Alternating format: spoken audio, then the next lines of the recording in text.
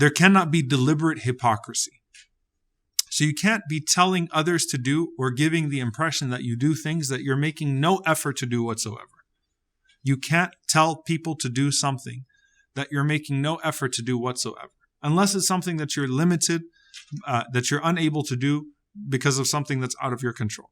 But you can't tell people to do stuff that you're not even trying to do. There can't be a deliberate hypocrisy here. But at the same time, there has to be the greatest effort. So should I preach what I don't practice? Allah says in the Quran, Ya ayyuhalladhina amanu, lima taquluna ma la taf'alun. O you who believe, why do you say that which you don't do? Kabura maqtan 'inda Allah an taqulu ma la taf'alun. Great in the sight of Allah, or it is hated in the sight of Allah, a great abomination that you should do, or that you should say that which you yourself are not doing. This was something that the scholars used to fear.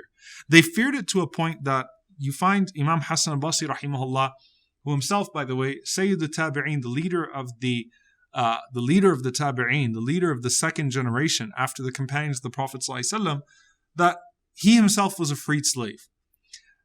Or his family, he comes from a family of Mawali, of freed slaves. He was told, there is a lot of slavery right now in society, and there needs to be a khutbah about freeing slaves. So can you do a sermon? Can you do a khutbah about freeing slaves? He agreed to it. Shows up to Jum'ah that week, he doesn't do it. Second week, he doesn't do it. And the people started to wonder why he didn't do it. Then the third week, he does it. And suddenly everyone frees their slaves in the streets. And they asked Imam Hassan al-Basri rahimahullah, why did you wait 3 weeks to do it? He said, because I did not have enough money to free a slave myself, to purchase the freedom of a slave myself. So he worked to be able to purchase the freedom of a slave. Then he went out and he gave khutbah about the importance of freeing slaves. Did Imam Hassan al-Basri rahimahullah have to do that? Not necessarily, no, because he was already limited in his circumstances, but that shows you the standard that they set for themselves, that they did not want to be in a situation where they were telling people to do things that they had no intention of ever doing whatsoever.